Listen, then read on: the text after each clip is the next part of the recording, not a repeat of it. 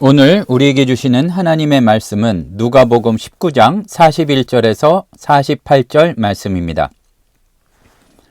가까이 오사 성을 보시고 우시며 이르시되 너도 오늘 평화에 관한 일을 알았더라면 좋을 뻔하였거니와 지금 내 눈에 숨겨졌도다.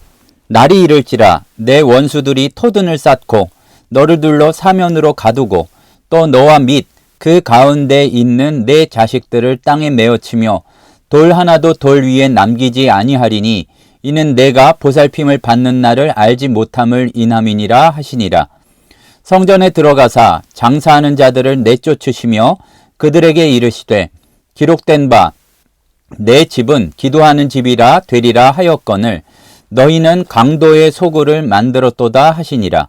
예수께서 날마다 성전에서 가르치시니 대제사장들과 서기관들과 백성의 지도자들이 그를 죽이려고 꾀하되 백성이 다 그에게 귀를 기울여 들으므로 어찌할 방도를 찾지 못하였도다.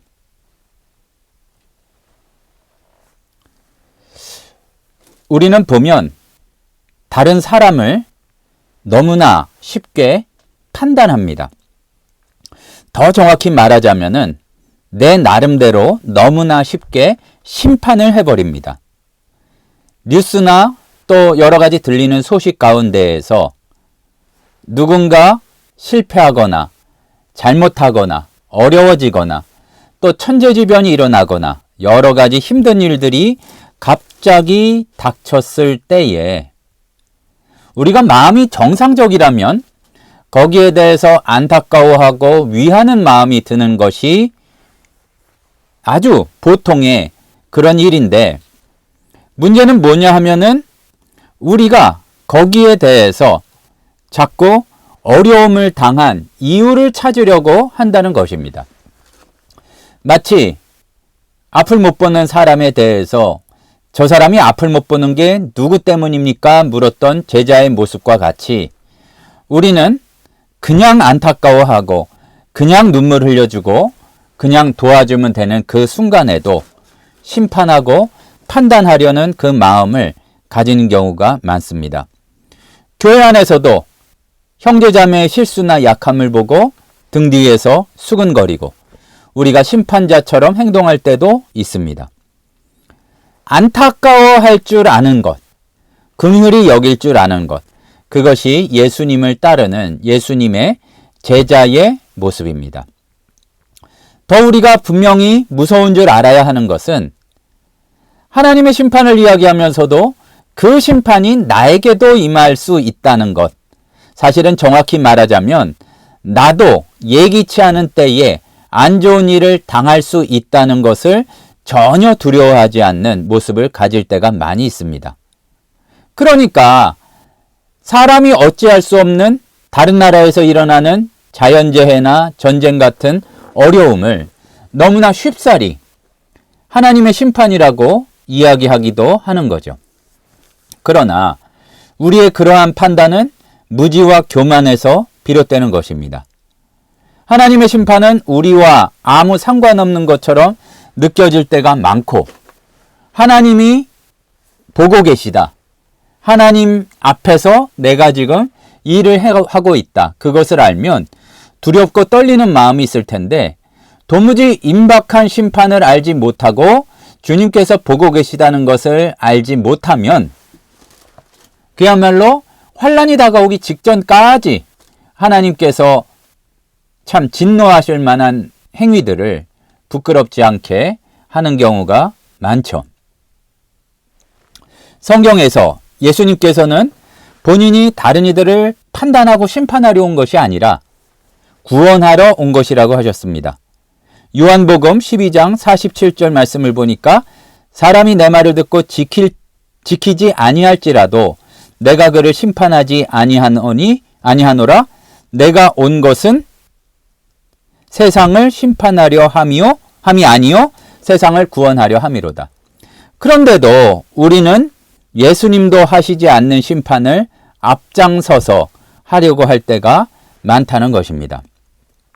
오늘 우리는 예수님의 흘리시는 눈물을 보고 하나님의 말씀을 기준으로 너무나 완악한 그 마음이 우리 가운데 굳어지지는 않았는지 우리의 삶을 점검해 보기를 소원합니다. 예수님께서 우리에게 보여주신 사랑과 은혜를 생각한다면 그렇게 할 수는 없는데 우리는 다른 이들에 대해서, 다른 나라에 대해서, 그리고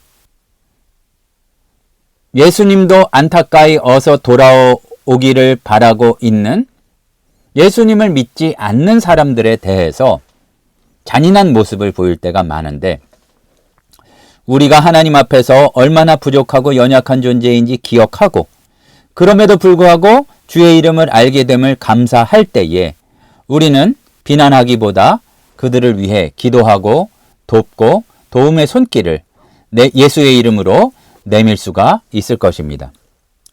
오늘 말씀을 보시면 어찌 보면 자기들은 거룩한 채 하고 사마리아 사람들, 이방인들은 상종조차 하지 않고 또 그리고 누가 뭐래도 하나님의 백성이라 자부하는 이 유대인들에게 예수님은 너희들이 이렇게 임박한 심판을 알지 못하는구나 하고서 안타까이 눈물 흘리시는 이 충격적인 장면이 말씀 가운데 나오고 있습니다. 우리가 앞에서 살펴봤듯이 예수님은 나귀를 타고 예루살렘에 들어가고 계셨습니다. 사람들은 이제 뭔가 이루어지는구나 하고서 그의 기적을 봤으니까 호산나 주의 이름으로 오시는 이 하고 환호하고 있었는데, 그러면은 여기에 대해서 뭐 예수님도 기뻐하시던지 아니면 담담히 하나님 나라가 어떠한 것인지 설명하시는 것이 아니라 예수님이 이 감람산 올리브산에서 예루살렘 성을 내려다보시면서 눈물을 흘리셨다는 얘기입니다.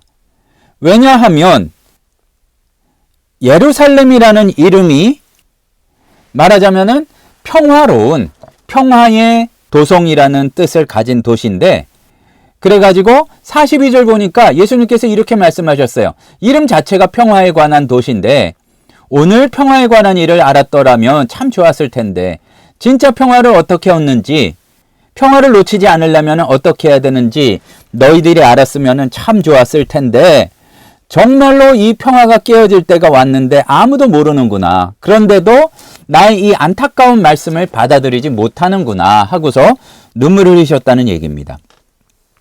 평화의 왕으로 오신 예수님을 받아들이는 것이 아니라 바로 예수님을 죽이려는 그 모습들 가운데 있었기 때문에 참 안타까운 지경에 있었던 것이죠. 예수님이 흘리신 눈물은 단순한 슬픔의 눈물이 아니었습니다. 슬퍼서 흘리시는 눈물이 아니라 이제 한 세대 정도 지나면 30-40년 지나면 예수님이 이때 있고 나서 예루살렘에 아주 엄청난 무서운 심판이 닥치게 됩니다.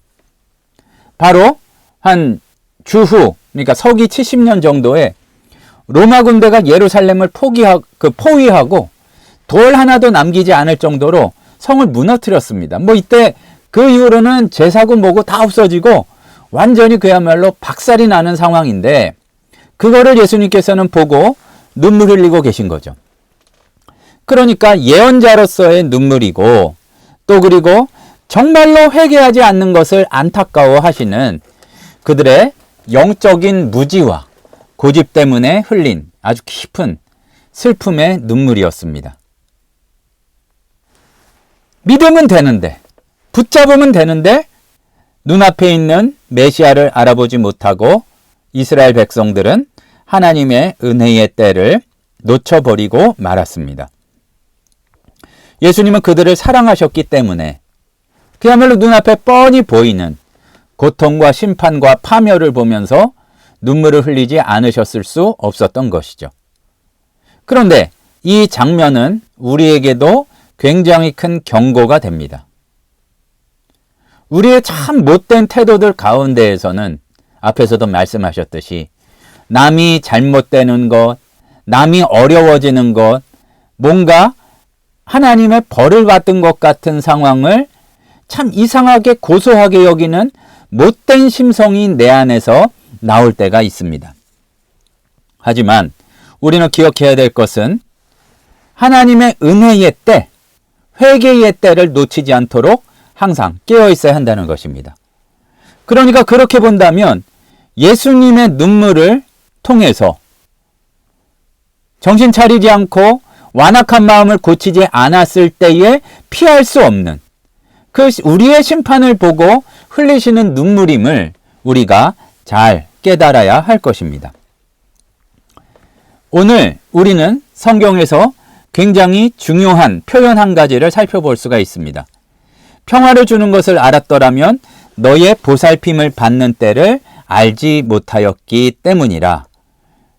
이 보살핌에 대해서 좀 설명이 필요한데, 이 표현이 어떤 표현인가 하면은 그냥 내버려 두는 것이 아니라 찾아와서 감독하고 자세히 들여다보시고 그럴 때가 있는데 그걸 모르고 멋대로 살았기 때문에 심판을 당한다, 그 얘기입니다. 하나님이 오셔서 우리를 들여다보시면은 두 가지 차원이 있습니다. 이 말을 주님의 날로 바꿔본다면 더 알기 쉽게 예수님의 재림으로 바꿔본다면 우리가 잘 알 수가 있습니다. 뭐냐면은, 자, 예수님이 다시 오시는 날이 기쁨입니까? 심판입니까?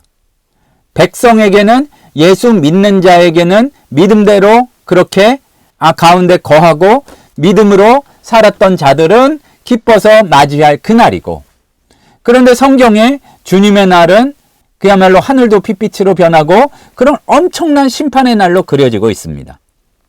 그러니까 이스라엘이, 예루살렘이 주님께서 그냥 내버려 두시고 마음대로 살다가 그냥 우린 하나님의 백성이요, 그런다고 하나님의 백성이 아니라 살아계신 하나님께서 들여다보시고 또 그리고 어떻게 사는지 판단하시고 심판하실 그러한 때가 왔다면, 보살핌은 너무 좋은 표현으로만 해석할 수 있는 그러한 말이지만 찾아오심, 들여다보심, 그 정도로 생각하는 게 더 좋을 것입니다.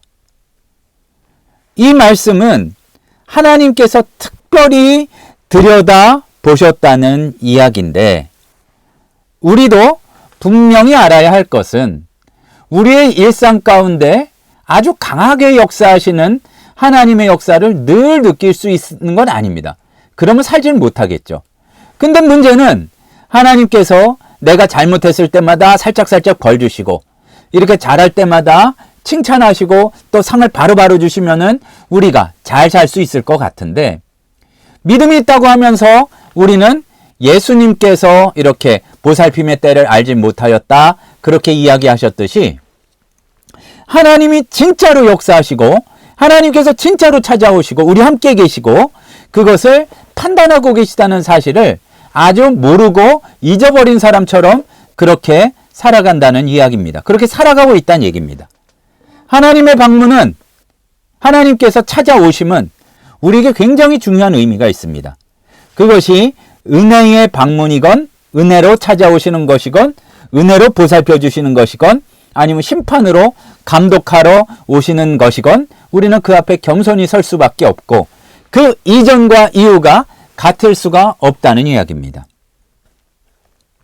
만일 평화의 도성이 하나님께서 멀리 계신 것이 아니라 하나님께서 들여다보고 계시다는 그 사실을 알았더라면, 늘 하나님께서 우리 곁에 보고 계시다는 것을 안다면 어떻게 살아야 하겠습니까? 여기에도 두 가지 차원이 있습니다. 하나님께서 계시다는 것을 알고 하나님이 나와 함께 계신다는 것을 알면 어떤 환난과 어려움도 그분이 계시기 때문에 두려움 없이 이겨낼 수 있습니다. 또 하나, 하나님이 보고 계시기에 함부로 살 수 없고 내 멋대로 살 수 없고 그의 뜻이 무엇인지 분별하는 그러한 삶을 살아야 한다는 사실입니다. 그런데 그가 계시다는 사실, 그가 보고 계시다는 사실을 잊어버리고 세상의 것들에 더 마음을 쓴다면 예수님이 눈물 흘리셨던 예루살렘과 같이 심판이 코앞에 닥쳤는데도 그것을 알지 못하고 세상의 가치만을 쫓아서 따라가기가 쉽다는 얘기입니다. 오늘 예루살렘을 보고 우신 사건에 이어서 성전을 깨끗하게 하신 사건이 나오는데 그래서 이 부분이 더 우리에게 중요한 것입니다. 왜 예루살렘을 향해서 우시고 이 누가복음에서는 바로 성전으로 가셔서 장사하는 사람들을 내쫓으셨을까요? 하나님께서 들여다보시고 하나님께서 심판하시고 하나님께서 판단하시다는 것을 알지 못했기 때문에, 알았다가도 잊어버렸기 때문에 기도하고 통회하고 도와달라고 해야 될 그 자리에서 자기네들이 당장 세상에서 살아가는데 이득을 남기기 위해서 장사하는 데만 신경 썼던 것들이 바로 유대인들의 모습이었기 때문에 너무 안타까워서 빨리 회개해야 되는데 완악하게 엄한 짓 하고 있는 이 사람들이 너무나 답답해서 주님께서 성전을 깨끗하게 하시는, 그야말로 뒤집어 엎으시는 그런 역사가 이루어지고 있다는 사실입니다. 유대인들 이야기 말고 우리의 이야기, 내 이야기를 들여다보기 소원합니다. 우리의 예배 가운데 정말로 하나님께서 계시다는 두렵고 경외하는 마음이 있는지, 그리고 정말로 다른 것이 부족한 것이 아니라 주님께서 내 삶에 역사해 주시는 것이 갈급하고 부족하다는 그 사실을 우리가 살아가고 있고 깨닫고 있는지, 아니면 형식적인 의무나 습관으로 예배를 드리면서 그 가운데 구하는 것도 온통 세상에서 욕심내는 그런 것들만이 아닌지, 내 마음속에 예수 그리스도를 모시고 하나님을 높이는 예배의 자리에서 그런 거래와 장사와 흥정만이 이루어지고 있지는 않은지 살펴봐야 할 것입니다. 우리는 말씀을 통해, 예배를 통해 하나님께서 곁에 계시다는 것을 깨닫고 곁에 계시는 하나님을 만날 수 있는 경험을 해야 될 것입니다. 그러면은 마음속 깊은 곳을 조금 청소를 해야죠. 거래하고 장사하고 다른 것만 바라는 그 마음이 조금 더 깨끗이 돼야죠. 우리가 그것을 이 시간 다시 한번 깨어서 기억하기를 소원합니다.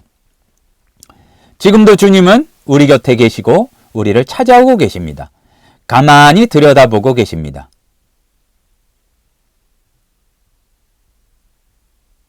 우리의 형편을 살펴보시고 차마 말하지도 못하는 그 신음소리도 내지 못하는 그것을 어루만져 주시고 회복시켜 주시고, 또 한편으로는 엄한 짓 하는 것에 대해서 꾸짖으시고 돌이켜 주시는 그분이 계심을 알고 우리 마음이 먼저 변화되어야 합니다. 나는 아주 전혀 걱정 없는 곳에 처해 있는 줄 알고 다른 사람을 나보다 밑으로 여기고 다른 사람을 심판하는 자리에 앞장서는 무감각한, 스스로에 대해서는 느끼지 못하는 그러한 무감각한 심판자의 자리에 내가 앉아있지는 않은지 살펴보고, 우리도 먼저는 나에 대해, 그리고 세상을 향해, 예수를 몰라 죽어가고 있는 그 영혼들을 향해 눈물 흘릴 수 있어야 할 것입니다. 지금 이 시대는 교회의 성도들의 진실한 눈물을 기다리고 있습니다. 똑같이 세상적으로 경쟁하는 그 모습이 아니라, 또 거래하고 흥정해서 아주 장사 잘하는 그 모습이 아니라 정말로 안타까이 눈물 흘리는 그 눈물의 모습을 기다리고 있다는 사실입니다. 이웃의 아픔에 눈물 흘리고 긍휼히 여기고 잃어버린 영혼을 위해 애통하는 교회가 되어야지 우리는 예수 그리스도를 닮은 예수 그리스도의 몸된 교회라 할 것입니다. 우리 주변에는 하나님의 사랑을 알지 못하는 이들도 많고, 물질적으로 곤고한 이들, 육신이 아픈 이들, 참 이루 말할 수 없는 마음의 고통 가운데 있는 이들 참 많이 있습니다. 그들을 바라보면서 나는 그렇지 않음에 흐뭇하고 있다면 그거는 그야말로 지옥에나 있을 법한 사탄의 마음이지, 고소자의 마음이지 예수 그리스도의 마음이 아닙니다. 우리들의 삶을 통해서 하나님의 영광이 드러나고 치유의 역사가 일어나도록 세상을 바라보며 예수님과 같은 눈물을 흘릴 줄 아는, 눈물을 회복하는 신우회원들, 성도들 되시기를 소원합니다. 기도하시겠습니다. 사랑의 하나님 아버지, 우리의 완악함을, 참으로 잔인한 마음을 불쌍히 여겨주셔서 성령 하나님, 이 단단한 마음이 깨어져서 좋은 마음밭이 될 수 있도록 인도하여 주시옵소서. 세상을 바라보면 눈물 흘릴 줄 알아야지 비웃고 조소할 줄만 아는 참 어리석은 자들 되지 않도록 도와주시고 예수님의 마음을 닮을 수 있도록 인도하여 주시옵소서. 지금은 우리 주 예수 그리스도의 은혜와 하나님 아버지의 크신 사랑하심과 성령님의 충만히 인도하시는 은혜의 역사가 예수님의 마음을 닮아 눈물 흘리며 그 눈물로 세상을 치유하기를 소원하는 신우회원들, 성도들 머리 위에 이제부터 영원토록 함께 있을지어다. 아멘.